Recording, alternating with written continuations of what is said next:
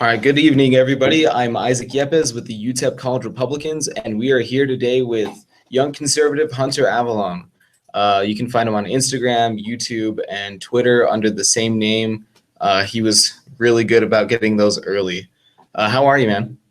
I'm doing good. Thanks so much for having me on. Yeah, definitely. And I would just like to get right into it.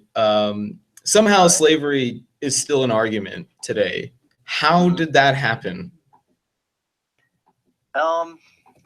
I think that the sad thing is that a lot of people I think that as social justice warriors come to terms with the fact that they're no longer oppressed, they have to really reach for the thing they can think of. So, I mean, although slavery was a long time ago now, it seems to be the closest thing they can reach to think of to how they can earn these like oppression points. Would be my best guess. I mean, I don't really know. I mean, the more time that goes by, the more it becomes increasingly obvious that Black people are not oppressed. Mm-hmm. And so, I mean, they've got to like really reach now for something. And slavery seems to be the best idea, I guess.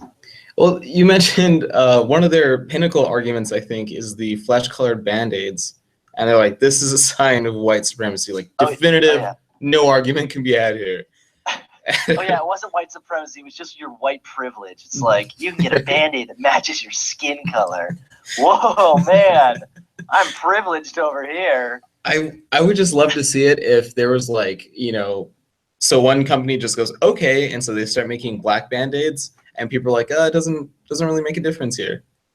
And like they would just it wouldn't make a difference. And it's like I said in my recent video called Stop Hating White People, how it's like we live in a predominantly white country still, so it only makes sense to sell products that are going to sell to the majority with race at all. I mean, if we were a majority Black country, I guarantee you the Band-Aids would be black. Yeah. And so I mean, I'm going to make a prediction now. The next thing that they're going to go after is Q-tips. I'm calling it. Really? Yeah, Q-tips. Why do you think white Q-tips? Because they're white. Yeah, true. Or maybe they're going to go after teeth next. They're going to say, hashtag stop dental plans because they're like, having white teeth is oppression. I read that in a comment somewhere. They were like, oh man, soon it's going to be racist to smile because teeth are white. Ancient Vietnamese teeth blackening. Yeah. Oh god. Exactly. Yeah. Can't you already picture the argument though? Like, why are white teeth a picture of perfect health? And reinstating that whiteness is part of perfection or something. I don't know. And they're gonna start telling us colored people to stop using Q-tips because it's letting white supremacy penetrate us, and other weird stuff. White supremacy penetrates us in ways we forget about. Here's how: toilet paper, Q-tips. Yeah, stop the toilet paper. Yeah. Oh god. Getting butt screwed by the white supremacy with the toilet paper. I can just see it now on like HuffPo or something, or Salon. Exactly. Salon's gonna be the first. Salon, definitely.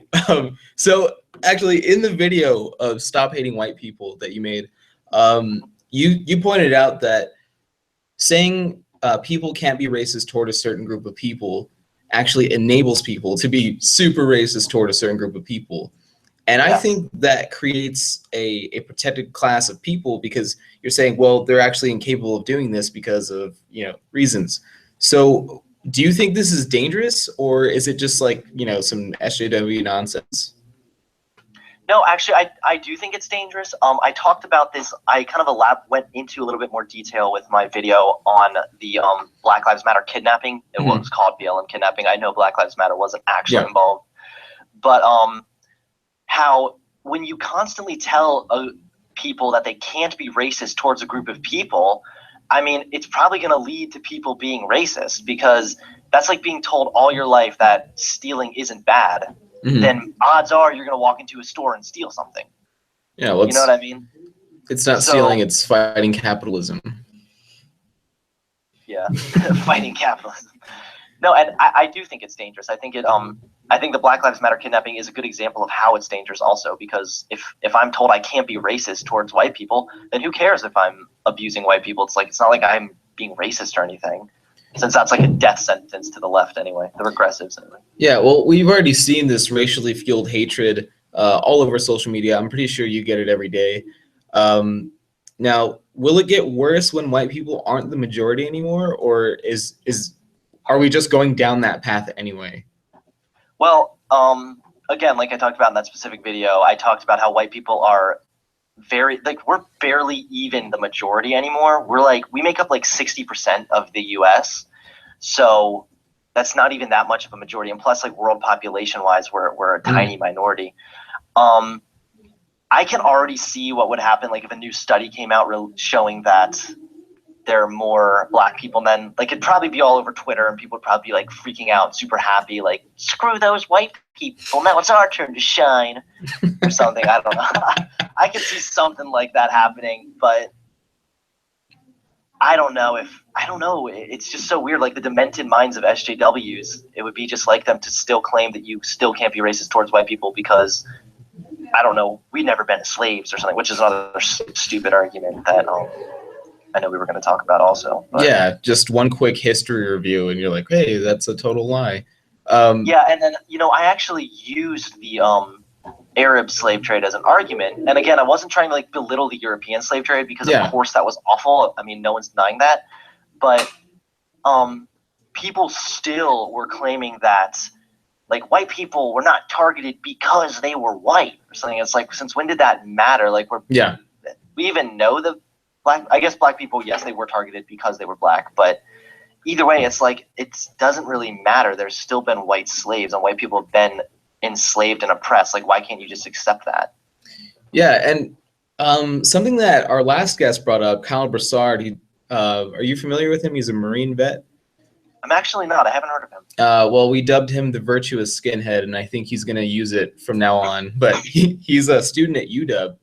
And they've labeled him a Nazi and all this because he has a condition where he just shaves his head now because it grows in patches now. And he brought up he looks pretty good. No homo. But don't laugh, you guys. That's oppression. So I'm sorry, I just sucked the air out of the room. All the homophobes around here. Yeah, well, I mean, we are Texans. So that's a joke. That's a joke. So I know. He mentioned that the African American communities that say, hey, we're owed reparations and stuff like that. He goes, that's a dumb argument because slavery as an institution for the country of the United States of America only lasted 89 years, whereas as an institution on the continent, it was over 400 years. So he goes, why don't you go to the Spanish, the French, the Germans, or no, the Dutch or the English? He goes, why not them? Why did you specifically choose one group of people? And I couldn't even fathom that because I was like, I'd never thought of it that way. Like, there was other countries involved too, but they never really catch flack for it. It's true. Yeah, no, white people are blamed for everything. And the funny thing is, it's like, you want to blame us white people for slavery, then you might as well thank us for also ending slavery, because in every country where slavery was ended, it was majority white people that ended slavery and ended the slave trade as well. Yeah, and I mean, again, not to like excuse any of this, but the Arab slave trade was just like 100 times worse. I mean, yeah, I mean, women were specifically targeted for rape, and I believe the men were castrated, and a lot more people died. And it also went on for, I believe, 14 centuries, opposed to, how long was the European one? Was it 2, or was it 1, or was it only 1 century? I think it was 3. I want to say. Okay, was it 3? Mm-hmm. Okay, yeah. Well, 3 centuries versus 14 centuries is still minuscule. Whereas, I mean, you look at the Arabic slave trade, where it was like as soon as Muhammad came to power, that was it.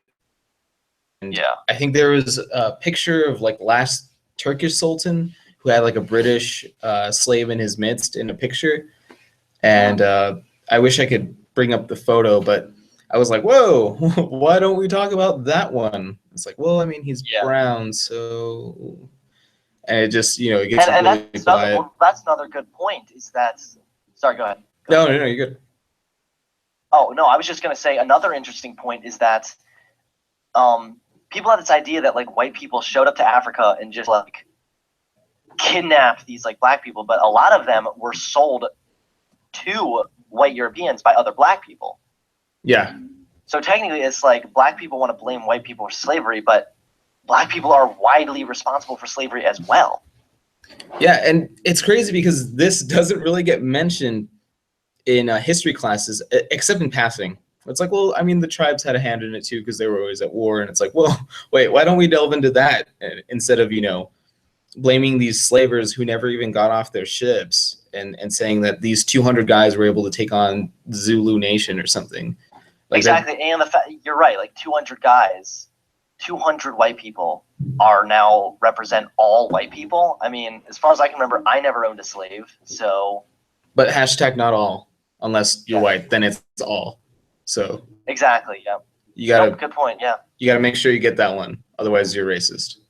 So. Of course. Yes. Well, I you know, it's a little off topic, but I read a really funny meme today. It was, you know, that picture where it shows like the SJW trying to choose which button and they're sweating. Like, oh, yeah. The one button said, "How come there are no people of color on Trump's cabinet?" And then the second button said, "All black people that support Trump are Uncle Toms." Mm-hmm. And it showed the social justice where you're like sweating. Yeah, it's just like I love those. So actually, you had brought up the whole whites as a minority globally. And I just got to thinking about this. They always say, you know, the majority is always going to be prejudiced versus the minority.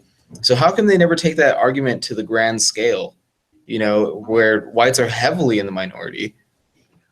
Yeah, you know, I don't know. It's because it's just this whole anti-white way of thinking that's starting to just take over and get stronger and stronger, you know? It's just... I mean, I think that's all there really is to it. I don't really know what else there could be. It's just people don't want to acknowledge the facts because, well, I mean, if you think about it that way, then black people can't be victims. Mm-hmm. You know? Well, you know what I find strange is that within the anti-SJW and conservatives, a lot of the most outspoken people are actually white. And I would think that you guys would be the most afraid because of the serious backlash that these people get just for simply speaking out.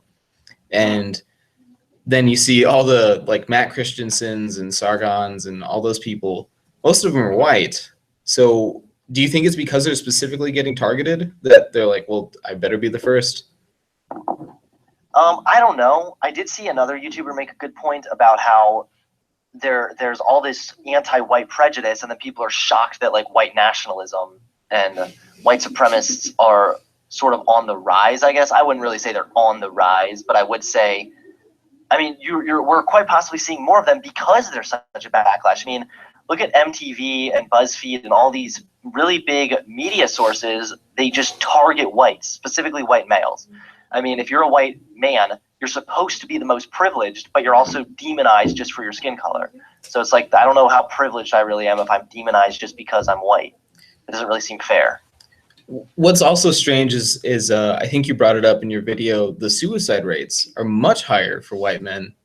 Exactly. I mean, why am I killing myself when I have all this privilege? Yeah, you know?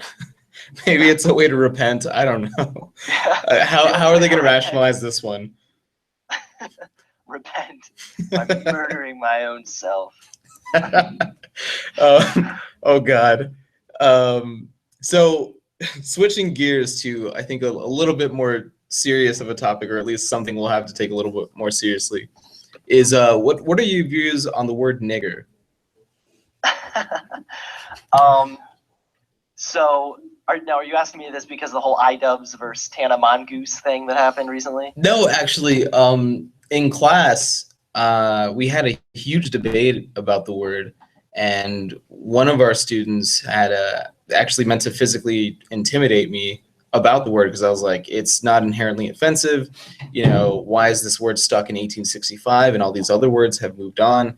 You know, this linguistically doesn't make sense.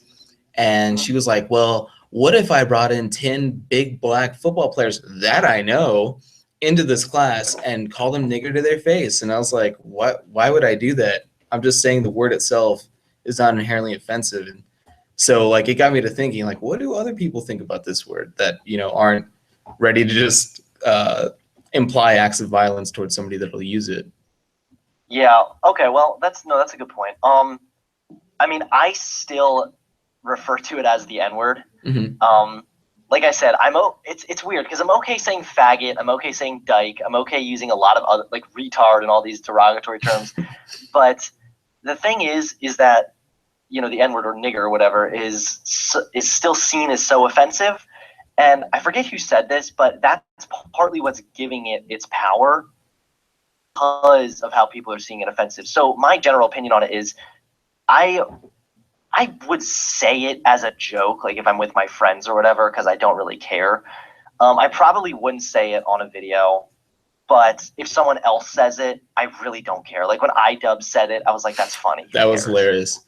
Yeah, it's like, who really cares? I don't really think anybody does. I mean, I've seen black people say they don't really care, I think, or at least they're not really that bothered by it. I mean, most of the time, honestly, it's like people with white guilt trying to like step in and say how terrible it is so they look like a good virtue signaling snowflake. Mm-hmm. But yeah, I mean, that's just my opinion. I wouldn't really use it in a video, but I wouldn't care if someone else did. Well, yeah, what I think is so baffling about the whole thing is because we have social media now, and especially gaming culture, that word is still so behind. Whereas if you listen in on one game of Call of Duty, you'll be desensitized to the word faggot for life. You know, Exactly. and you know, people telling each other to kill themselves. It's just like, oh well, you know, had a bad game, I guess, and they shrug it off mostly. And I think it's stuff like that that makes me think if you just saturate it in everything, then people will just grow a thicker skin to it. But exactly, like that's what's giving it its power. I mean, look at the F word. When I was little, the F word was like the shocking F word. You know what I mean? And now I hear it all the time. I hear it in songs. I hear it like in every movie I watch. And now I just don't care. It's no longer shocking to me at all. I mean, when I remember being little and hearing that word, like my heart would skip a beat. I was like, oh my word, like, you know, and I'm like an 8-year-old kid or something, and I would turn off whatever I was watching if they said it, because it was like this super bad word. But now the more I heard it, it's lost its power. I just don't care any longer. Yeah, you know? I don't know why it's taken so long to even come to this conversation about the word, because I mean, just like you said, you hear it everywhere, so it's just like, oh, whatever. But their main argument is, well, it's different if you drop the hard R. It's, you know, like if it's fine if you say nigga, but if you say nigger, like, ooh, don't do that. And so I'm like, it's not that big of a deal. I mean, every rap song says nigga anyway. Yeah. But you can probably tell I don't use that word very often. Yeah. Nigga. But no, in all seriousness, it's like, I don't know. And I don't know why it's okay when, well, people will also argue that only black people can say that word. White people can't say it. Yeah. I don't know. I would like to propose. Then if you get upset when someone calls a white person a cracker, then you're just being stupid and stop whining. So I don't really know. You can't really win. I don't know. If they want to like have words that certain ethnicities can't use, I want to propose words that they can't use. So then like they'll be like, well, that's really messed up and authoritarian. I'll be like, well, I mean, we kind of already have it, so. Yeah, exactly. You're right. You know, they would probably whine about that too and be like, look at this oppression. What a racist. My speech is being limited in America for being black. Trigglypuff would head that for sure. Oh yeah, Trigglypuff. I just want her to come back, you know. Yeah, like, I wish she'd make another round. Poor Trigglypuff. That poor girl's life is ruined. What if she had like a complete like moment with God or something where she was just like, oh man, what have I been doing? Do I really sound like that? And then she just totally did a 180, and like people don't even recognize her. Wrong. Yeah, like the Die Sis Scum chick, like she's totally different now. Yeah. So, well, I saw an article. I think it was like a Milo Yiannopoulos thing, and it was like 10 girls who converted to feminism and became super ugly. Yes, I saw that. That was terrible. And they did literally. They were like cute, decent-looking girls, and then they had their head shaved and like armpit hair, and just looked absolutely disgusting. I'm into that. Like, I mean, I dye their armpit hair. That's awesome. I read a lot of fusion and salon, so I find that very attractive. And I do too. You know, that female empowerment, and women shouldn't have to shave their legs either. Ever. Because, what are you, a bigot? Think about it. It's their body, all right? But if you manspread, then you're the devil. Yeah, and I'll kill you. And it's fine. Exactly. Like Yvette Fularka, where she's just like straight up assaulting people in front of cops. It's like, oh, it's, she's little. The rules are different. That's actually, you know what? It's funny you bring that up, because that's another opinion I have about, I see these videos and they literally make me so pissed off when I see girls like socking guys and they don't fight back just because she's a girl. Yeah. In all honesty, it's like, you want equality? Then you're going to get equality. I would sock that girl back in the face harder than she's hitting me. Only if, now, of course, I would never actually hit a woman. Like, I would never just seek out a girl that would beat up or something. I mean, obviously. But if I'm very pro, like, defend yourself. So if a girl is beating me up and punching me repeatedly, and I ask her to stop and she refuses to stop, then I would definitely punch her back. Yeah, and give her the old 1-2.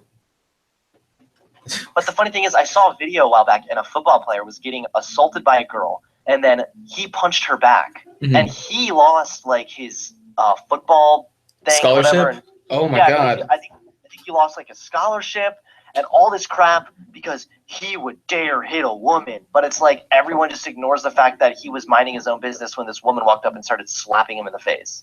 Oh my god! Now, true, she was kind of like whacking him, and then he just like slammed her. Yeah. Because a lot of times I think guys don't realize their own strength. Also, but it's like I don't care. I mean, if a girl is punching me, I've seen other videos too where the guy's just like laying there cowering while the girl is like on top of him, just repeatedly punching him. I was like, I don't care. I'm punching you back, man. Yeah. If you want equality, you go. Whack. It's just, it always baffles me like that it's come to that. It's like, hey, maybe you should defend yourself, and it's like a controversial thing. That's another thing. Girls are oppressed, but if a guy fights back, then her special female privilege literally assures that she's not going to face any consequences. Yeah, and what's crazy to me is women are like the strongest thing on earth if you ask a feminist, but they're like easily oppressed by this really loosely affiliated confederation of patriarchs. And yeah, I'm like, what is the patriarchy? Where is it? Okay, so I actually asked that same class where we had the debate about the word nigger, and it was about patriarchy, because I was like, hey, this line sounds like bogus to me. And it said, we must be vigilant. Keep in mind, this is about technical writing, just teaching people grammatical mechanics and fundamentals of essay writing. So has nothing to do, yeah, I know, it sounds crazy, right? So the line says, like, we must be vigilant against submitting ourselves to the patriarchal goals of the university. So then I was like, this sounds like bullshit to me. And the professor, she says, sounds like it to me too. Yeah, she goes, well, what is patriarchy? I was like, this conspiracy theorist that feminists have, that men just all band together to oppress women. And these two feminists are like, no, that's not what it is. I was like, well, then what is it? And so they said, it's the way things are run, not who runs it. And so I said, well, what do you mean by that? And they said, well, it creates a society in which masculine traits are favored over feminine. So then I said, well, how does the university harbor that? And she goes, well, STEM fields. And I said, no, if you look at it, like, women are graduating at higher rates, they're getting higher grades. So are you saying that women are better at being men than men are? Like, what? And it just doesn't stand to reason. No, that's so true. And that's another stupid, faulty argument that feminists use all the time. Like, girls are oppressed because there's not that many women CEOs or something. It's like, then go be a CEO and quit whining about it. Yeah, the feminist who got triggered the most, girls in STEM. I was like, according to who? And she was like, are you kidding me? And I was like, well, what field of study are you in? She goes, liberal arts. And I was like, why did you choose liberal arts? She goes, well, I prefer liberal arts. And I was like, exactly, it's a personal choice. And like the look of just dumbfoundedness on her face was, I just ate it up. Just delicious, right? Yes. Oh God. And the professor was like, oh, maybe we shouldn't go on this topic any longer. I was like, no, I think we should. I hate that why are college professors such cucks? Right? No kidding. Good Lord. You got a lot of support here with My that. philosophy professor. He says the word problematic all the time. That's how you know. Yeah. If someone uses the word problematic even once, they're most likely not very smart. So, oh God.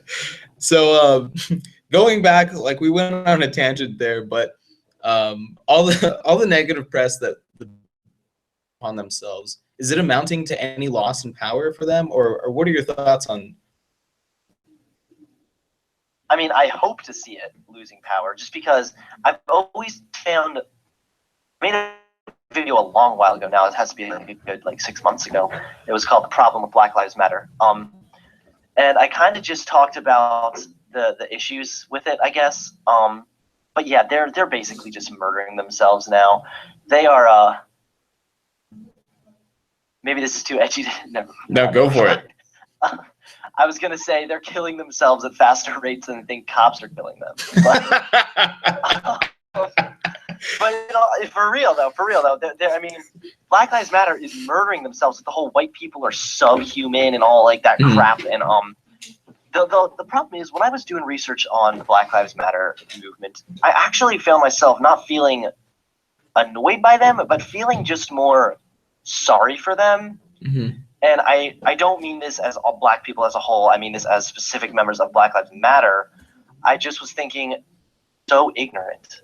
Like they just have no idea about the real facts, and they've eaten up these lies that the media tells them so clearly, and so point that the fact that white people are killed by cops also is like this foreign, shocking idea to them.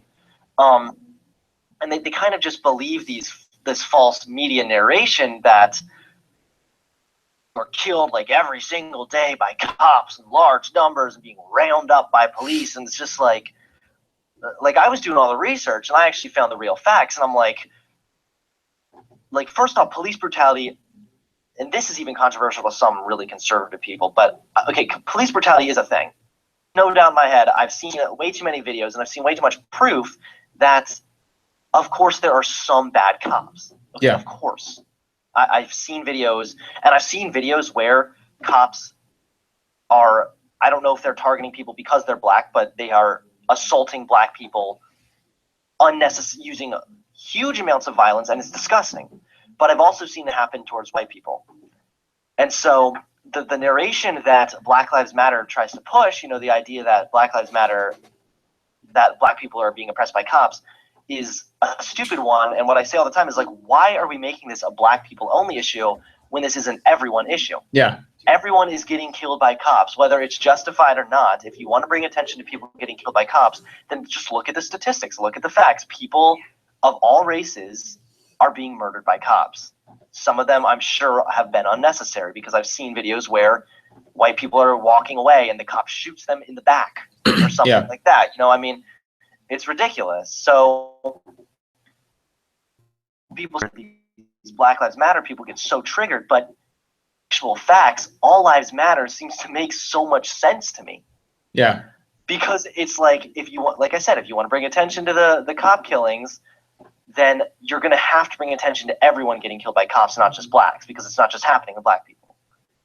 Yeah, and what bothers me about how readily available this information is it takes less than 20 minutes of like pure research.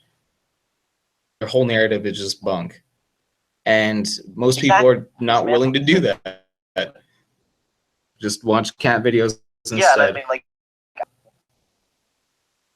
cat videos and then go whine about it on Twitter. But I found this one article, I'm sure you've seen also, but he was a black Harvard professor, actually showed that, I think it was in the city of Houston, white people are more likely to be killed by cops. Mm-hmm. Not even who's getting killed more, because the who gets killed more is a really faulty stat, because like I've already said, this country is predominantly white, so it only makes sense that there's going to be, quote, more white people getting killed.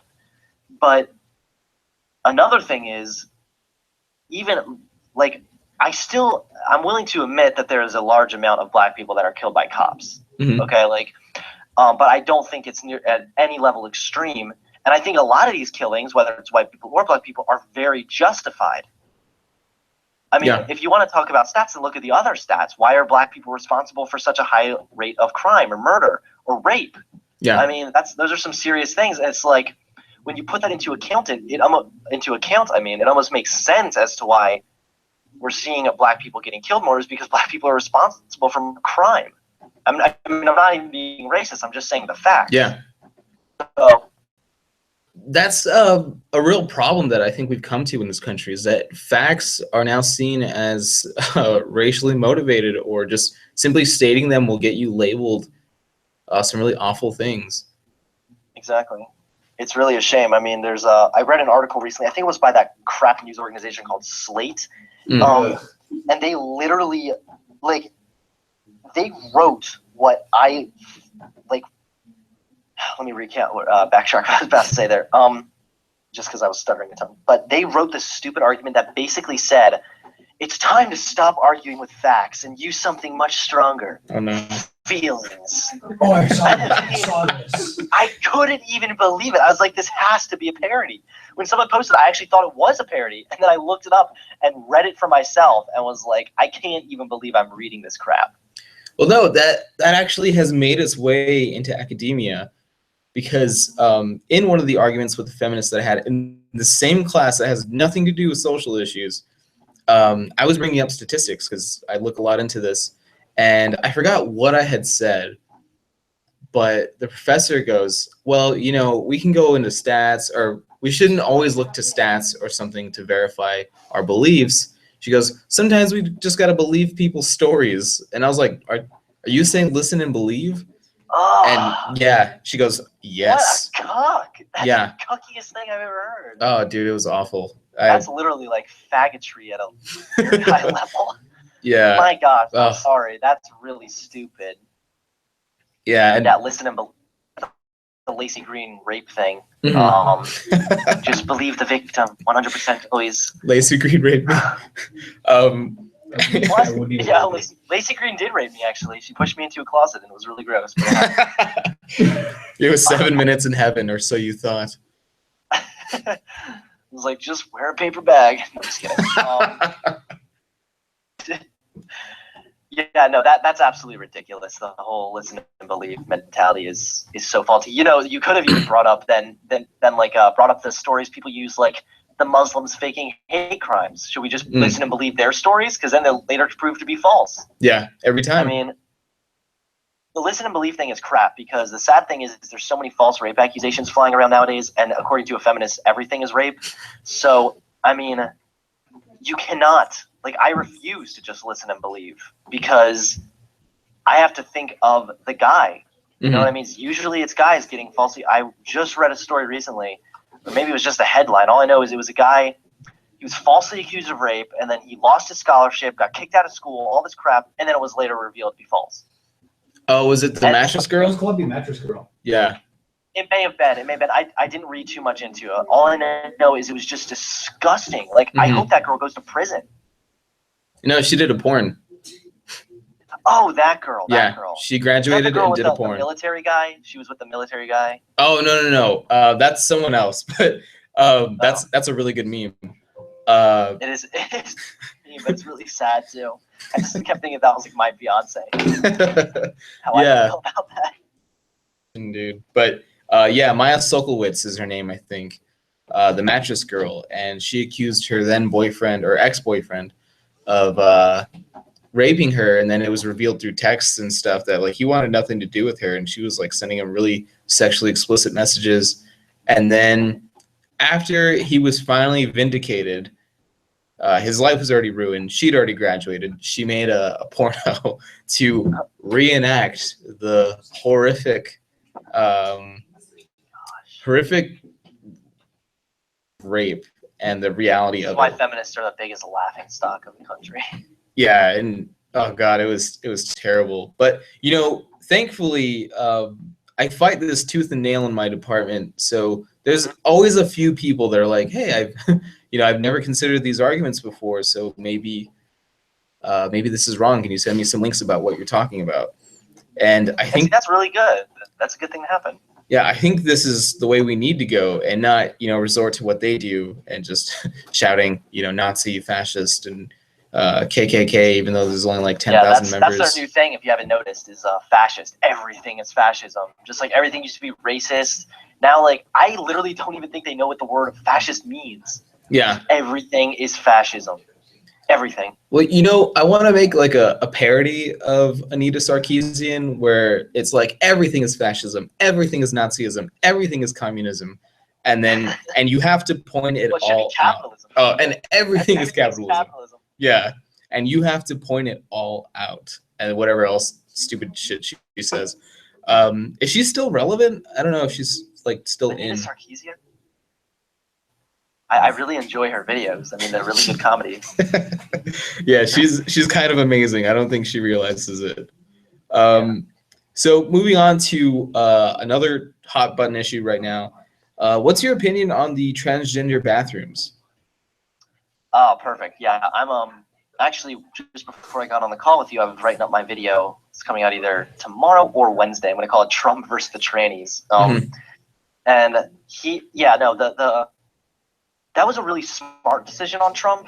And once again, like losing their mind over things before they even look into it. I mean, first off, and this is some talking pieces I use in my video as well that I'm going to be releasing soon, is the whole transgender people are losing their rights or whatever.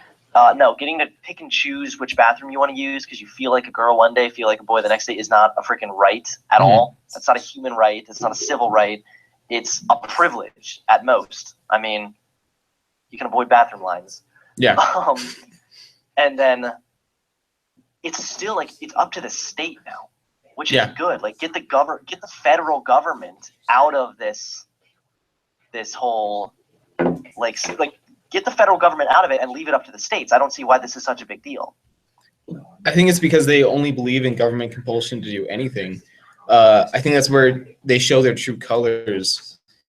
There was an interesting thing. I read something that was... What's up? Go ahead. Oh, no, I was just going to say... Sorry to cut you off there. No, you're good. Say, I read something, and it was like, one day they're like, keep the government out of my body, talking about abortion. And then the next day they're like, get the government involved in my bathroom. That's pretty great. Do you want the government or not? I don't know what you want. Yeah, well, you know what I find so strange about a lot of leftists is that they really believe that they're like libertarians because socially they used to be, and now they think that carries over into government. And it's like, well, no, that's socialism is as authoritarian as you can go before 1 million people start dying. And it's like, I always ask, what entitles you to other people's money? And they're like, well, don't you think it's the right thing to do? I'm like, well, I mean, if you want to do it, go ahead. But, you know, I'm going to... They never do. I bet they never say yes to that. No, of course not. It's like, well, that's how government works. That's the best argument I can get is, well, don't you think that's, you know, what the government does? Or once... I hate that. I hate that crap where they assume, like, the moral high ground. They're like, it's the right thing to do, but they won't even donate a nickel to anything. Yeah. And then they go, what is it? The once it's taken out of your check, like it's the government's money, you don't have any say in it. It's like, actually, we had a whole thing called taxation without representation about this. Don't know if you read about it, but it was, spoiler alert, it happened. No, that's so true. Yeah, a lot of their talking points just are so flimsy, you know. Another thing that I'm always arguing about, and I used to actually not really be afraid to come after this, but I was a little bit more hesitant than I am now, is the topic of Islam. Do you ever have any talks on about that? Actually, and I like to pronounce it Islam because it pisses them off. Islam? Yeah, and Muslims. Yeah, I actually sound like goats. Hey man, you might get them turned on. It sounds lambs are really close to goats, dude. Yeah. So I actually read a couple of the hadiths and the Quran itself, and when they try to like tell me what Islam actually is, I'm like, well, no, that's not exactly what I read. And they're like, well, you read it? I'm like, yeah, I can cite you some verses if you want. And they're like, well, no. Don't you know, man? I mean, Islam has nothing to do with Islam. Didn't you know that? It's pretty much like us pox, which I think they should start calling us, instead of people of color, we're pox. We can't be racist or xenophobic or murderous. It's something completely different. Murder takes power plus prejudice to commit. So Exactly. That's so true. Yeah, man. You need that power plus prejudice to be able to murder. yeah, that's. I mean, don't even bother thinking how when you murder someone, you're technically overpowering them. But who cares, right? I don't know why you would say that. I don't have institutional power to do that. So no. I'm disgusted that feminists are pro-Islam, and I'm disgusted that feminists are all about the hijab. Mhm. Is that how you say it? Hijab, or is it hijab? Yeah. If you want to piss them off, say hijab. Yeah. The hijab. It is the crap. That's the biggest piece of crap I've ever seen. I mean, Islam. Okay, here's how it goes. Definitely the biggest cancer on this entire planet. Mm-hmm. No excuses. I don't care. I know not all Muslims are bad. Screw off with that typical argument. Islam is terrible. It's the biggest plague. It's the biggest cancer on this planet. But Islam apologists are a close second. They just say the dumbest crap. I mean, they just defend Islam to the death. They'll be defending Islam as Muslims are beheading them. It doesn't matter to them. Like, they just continue to defend. It happens to me because since I'm pretty obviously conservative on most issues, especially Islam, and I have a very healthy hatred of Islam, and I back that up very, very strongly. I made a 15-minute video a month ago called "The Problem with Islam," where I did a ton of research, ton of facts, and took it very seriously. And there, where I'm going after, I still get these retards that are claiming they're like, stop being mean or whatever. I don't really know what they say. I can't really remember.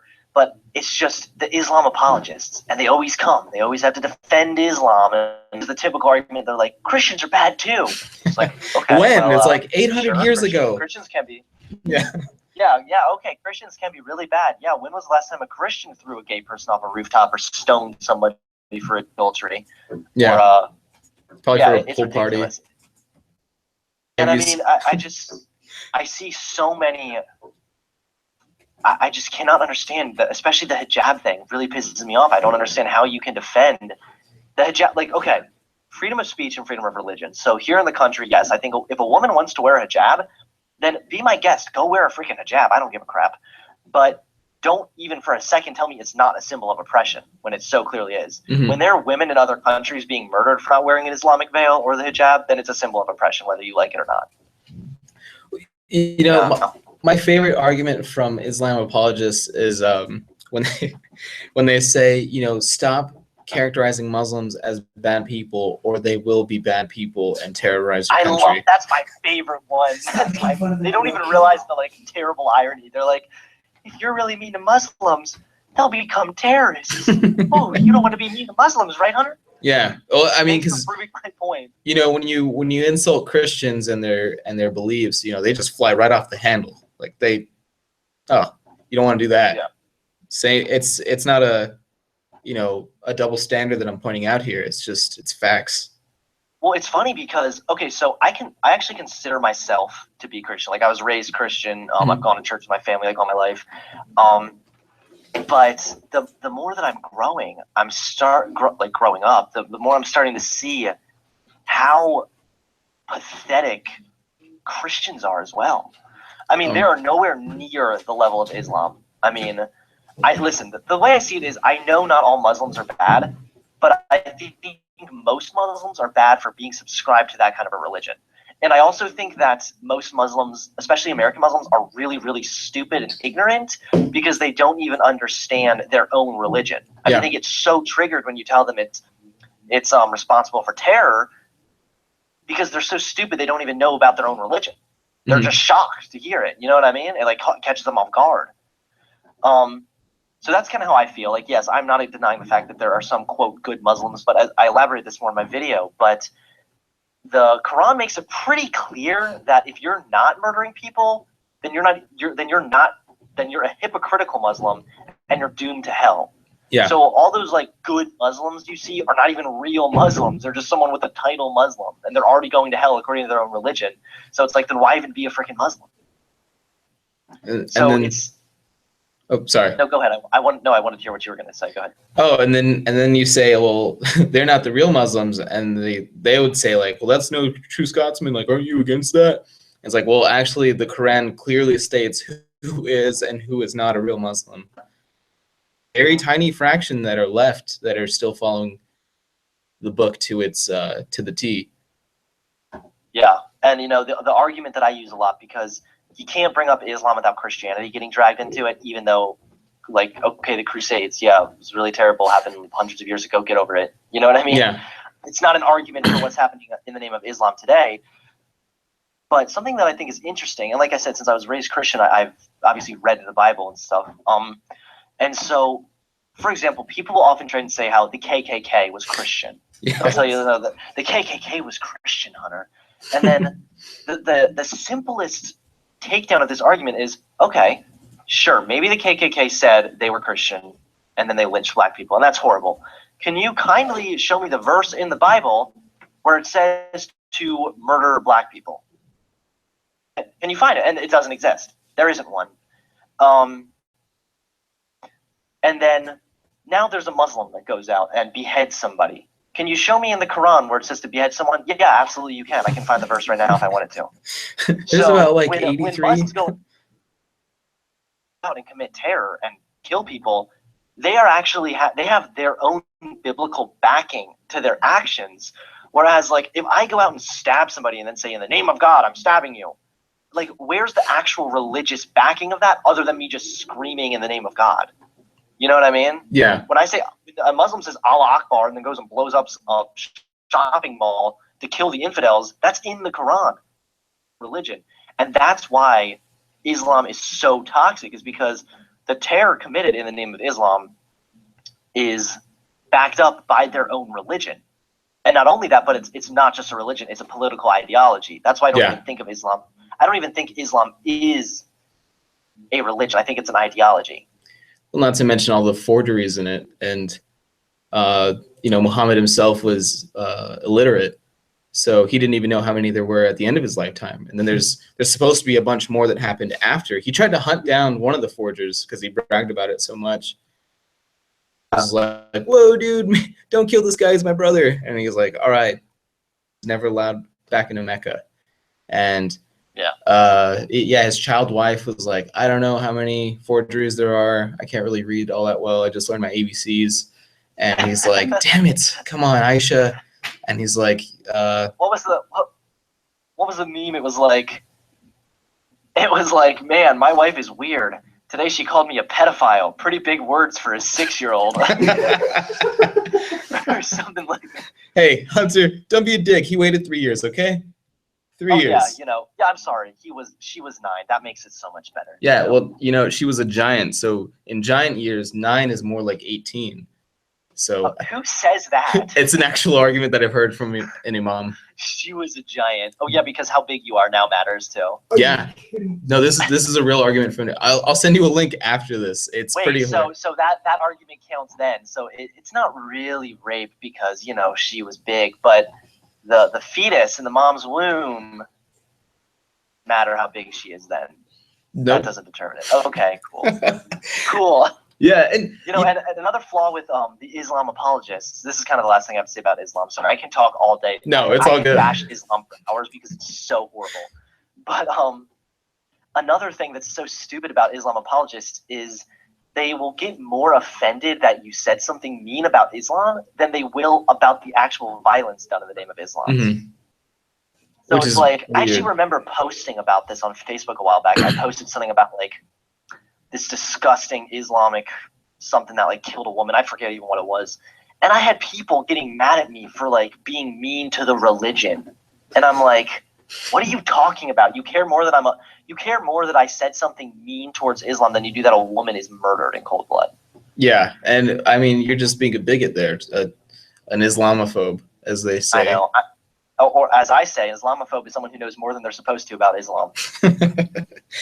Honestly, I am an Islamophobe, but I'm a justified Islamophobe. I don't think it can really be categorized as a phobia if there's legitimate reason to be afraid of it.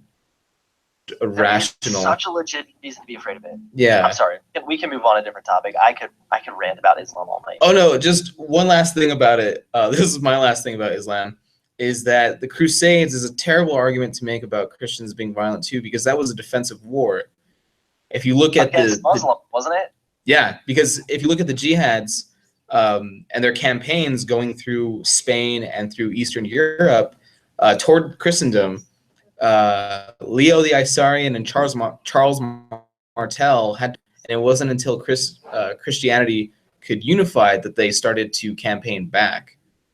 And so, yeah, the reign of terror lasted like 400 years unanswered before a pope, I forget his name, but one of them was like, all right, man, this is enough. Let's gather around. Let's have some burgers, and we're going to go attack them, get some of our land back. Have some pork, guys. Yeah, and, you know, the chef was there. It's all there, dude. Like, trust me, it's there. Who was it that triggered the liberals to no end about shooting, like, Islamic extremists with bullets dipped in pig's blood or something? Oh, I think that was General Mattis.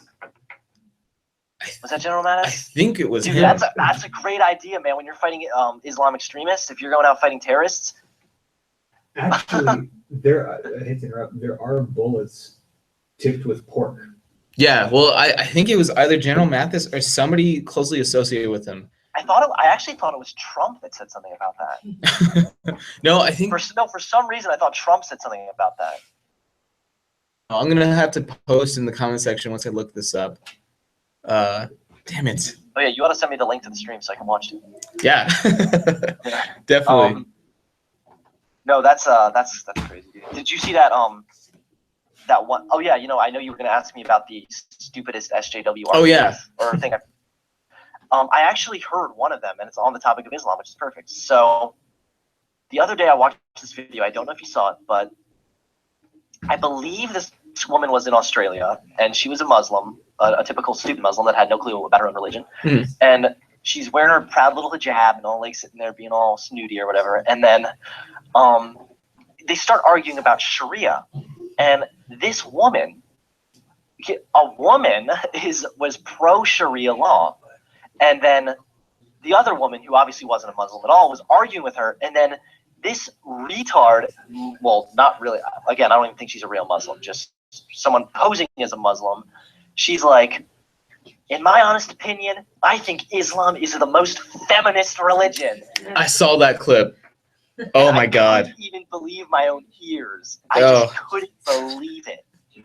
I mean, that's what I'm talking about. These Muslims are so stupid. I mean, I don't know how you can just not know your own religion. Like I've been Christian all my life. Mm. I am aware of the violent texts aware of the violence done in the name of Christianity. And in all honesty, based on research I've done, I have pretty good arguments for in context and everything as well. Mm. I mean, again, I'm sure I'm never going to convince people, and that's fine. And a lot of people think it's hypocritical of me to claim to hate Islam, but then be a Christian. But you know, there's probably someone listening right now that thinks I'm absolutely retarded for this. Like I said, since I know the whole scale of things, it makes more sense to me. But I just don't understand how Muslims can be that stupid and that ignorant and just not know anything about their own religion. Well, I always hate the comparisons, because it's like, you know, if it were a scale, Islam would be like way down. We'd have a couple feathers on top of it in terms of violence and religiously fueled violence. So the next thing I want to ask you about is President Trump. And yes, does that feel good to say? How do you think he's doing so far? Okay, so far I think he's doing pretty good, because I'm really impressed with how much he's getting done. I mean, he's only been in the office for how long? Like 3 weeks or a month? A month or something? Yeah, well, either way, I'm really happy with how much he's getting done already. I mean, even the whole fact that like he's getting the wall kind of in order. The Muslim ban, which isn't even a real Muslim ban, but that's what the title is, was absolutely brilliant. That was one of the best moves I've seen in a long time. I was super excited about that. I believe they're still fighting that in court. I hope they can get through with that. And then Yeah, I mean, so far I think he's doing pretty good. Of course, I see a lot of critics of him, which is just unavoidable. But I really do think that he's done pretty good so far because he's keeping his promises. I mean, he's saying he's doing what he said he was going to do. Unlike a politician. Yeah, I mean, he's not your typical politician. So far, I've been pretty impressed with him, to be totally honest. You know, this is a bit of a side note, but you mentioned the critics of him, and I have reached out far and wide to feminists, Black Lives Matter people, LGBTQ plus IA, I think it is now. AAIP.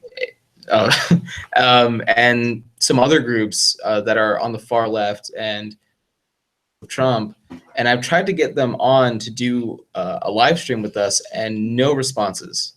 Like they're terrified. They won't. They don't know. That's why. And you know, I even preface the emails with like, "Hey, there's no gotcha questions. We just want to hear you out," and they're not willing to do that. And, you know, if you know of any, I'm going to be starting a podcast soon. So if you know of any feminists or Trump critics who would be willing to come on, that would be an amazing episode. I would love to. It's the same kind of thing. I would love to be able to talk to one and just kind of understand. Like, I don't want to go after them. I'm not going to be like, you're a stupid faggot. I just kind of want to know their opinion, like their take on things. You know what I mean? Yeah. I just wish they weren't so scared of a debate. Yeah, and I was telling them like very clearly defined that it would just be an interview. I wouldn't fight them on anything. It was just let's hear what you got to say. Yeah. And they're just not willing. And I was kind of disheartened because I left a comment on Steve Shive's video, and yeah, I was like, okay, man, if you're so against hatred, like let's talk and let's try to bridge some gaps here and bridge some divides, because this partisanship, this tribalism is getting out of hand. So let's stamp it right now. And I never heard back from him. Then I messaged Marina Shut Up. Nothing from her. I think I emailed her twice. I'm surprised you didn't hear back from her because she's an idiot, but props to her because she went on a stream with Bearing, I believe, who's another really big YouTuber.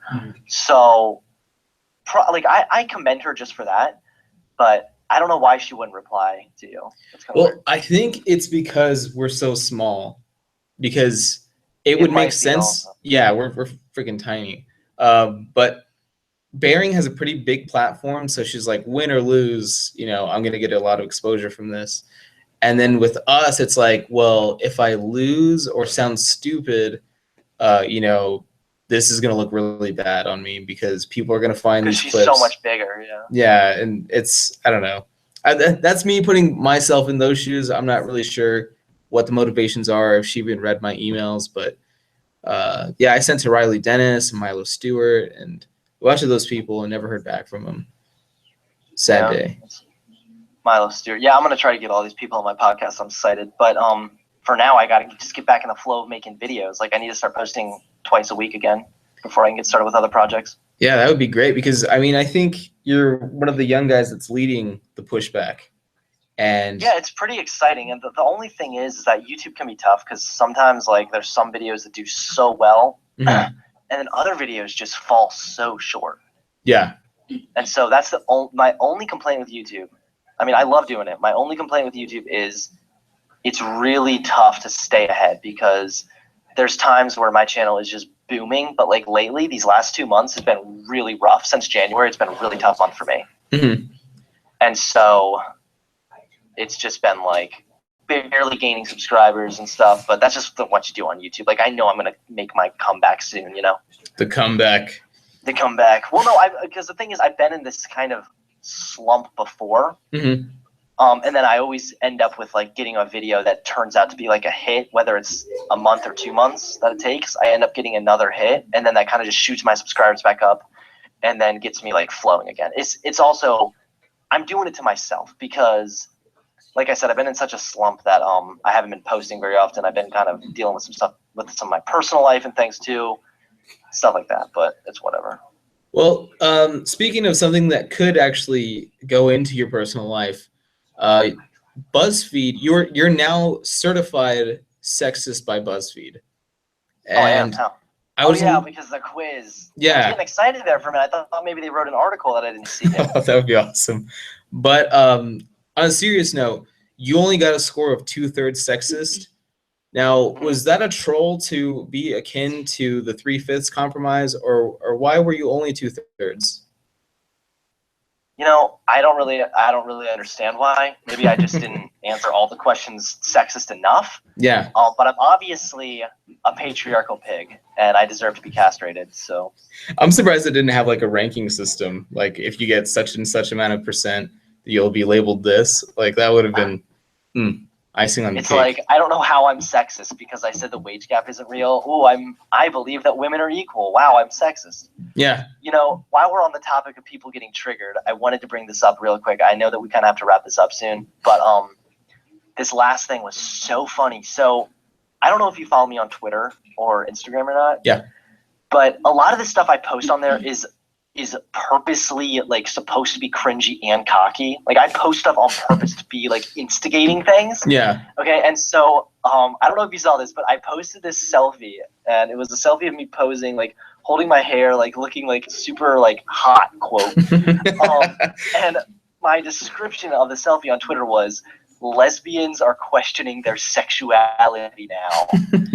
And it was obviously a joke, right? But then this one account like tweeted out a joke and like roasted me, which I can appreciate a good roast. So Yeah. they roasted me pretty good. I appreciate it. And then that tweet got a ton of likes, and I got a ton of hate. And then I started combating these people. And then this article was released on the 21st of February. It's by We the Unicorns, and it's titled "YouTuber Attacks Lesbians, SJWs, and Blacks in Controversial Rant."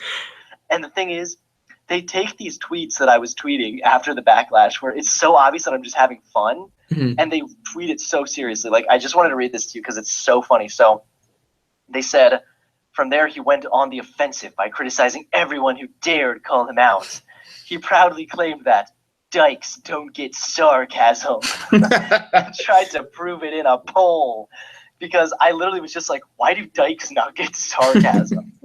And it was so fun. Like I was having so much fun just like triggering everybody. And then this was like one of my best roasts. They say, in addition to fat shaming certain Twitter users by saying that he would delete his account when they delete 10 pounds. It's just so funny. Like they take it so seriously. I'll have to send you the article because they write out every comment I say is like this like serious thing, and it was just me having so much fun triggering people. It just shows how the media takes things seriously, I guess. I know that was random. I just thought it'd be no, that's great. People getting triggered. Okay, so we're gonna do a lightning round. Are you ready? Okay, yeah, I'm not sure what that is. Okay, so basically I'm gonna ask you a question and then you just give me a yes or no, or a quick like answer to what you think about it. All right, got it. 'Cause, yeah, I can talk all night. Sorry. Oh no, you're good. Okay, so if someone lets out a fart and a feminist isn't around to hear it, is it still misogynistic? No. And that's the end of our lightning round.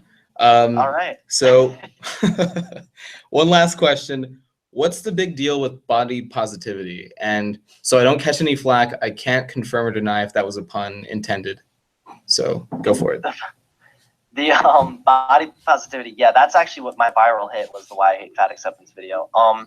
Body positivity it's a really stupid thing that basically tries to, like at the heart of the movement is actually somewhat decent. It's still really stupid and puts feelings over facts, but I can respect their goal. Their basic goal is, let's stop shaming people for the way they look, and let's just start being thankful and appreciative of what we have, like our bodies, basically. But the problem is, they'll go as far as to show someone who's like really freaking fat and is killing themselves by eating 12 donuts every day. And then they basically are telling these people to ignore their problems and just be happy and proud with their body. Yeah. And so instead of like acknowledging the science and the fact that they're killing themselves, they just say that. Yeah, they're just like, whatever, just love your body, love yourself. And there's even movements that claim like fatness has nothing to do with health and really stupid things. Again, it's one of those things that could have started out and been decent, But like, why doesn't the body positivity movement work to help people be positive by exercising so they live longer, healthier, positive lives? You know, it's like, why is that evil? yeah, it's like what I say is you can still love your body and also work to change. I mean, in fact, if you love yourself, you'll work to change. That's something I said in my videos, is because it's like you can just, if you love yourself doesn't mean that you have to love yourself exactly how you are. Yeah. Like, I mean, I'm a pretty confident person. I like who I am for the most part, but that doesn't mean that I can't acknowledge the fact that, yeah, I'm kind of skinny. Like, I could use a trip to the gym or something. You know what I mean? Like, it's just stupid. Being positive about yourself doesn't mean accepting the way you are, being who you are forever. Being fat is not who you are. Being thin is not who I am. You know what I mean? It's not an identity. It's just an adjective. Exactly. No, yeah, that's exactly how I feel about it, though. Yeah. All right. Well, I'm gonna wrap this up. You know, I mentioned the April conference before we started, and I just want to say it'll be April 7th and 8th. There's going to be a free show downtown that some bands are putting on for us. We were lucky enough to be able to call in some favors.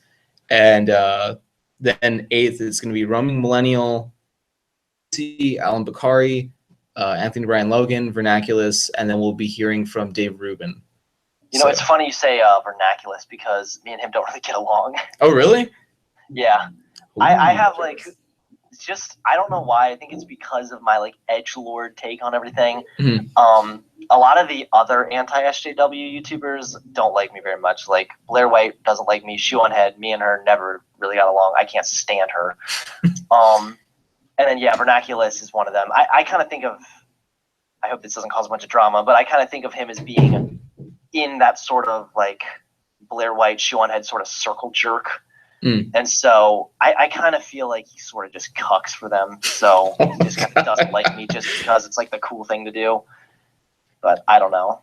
That's just saying. But me and Roaming Millennial get along, so that's pretty cool. I actually would love to come to that, so I'll let you know if I can make it. Yeah, if you could, we would love to have you. Now, would I be a funny question? Well, actually, we can talk more about this when the stream ends. Actually. Okay. Yeah. Let me just now. All right, everybody. All right, peace out, everybody. I'm Isaac Fez with Hunter Avallone. Thank you so much for joining us. No problem.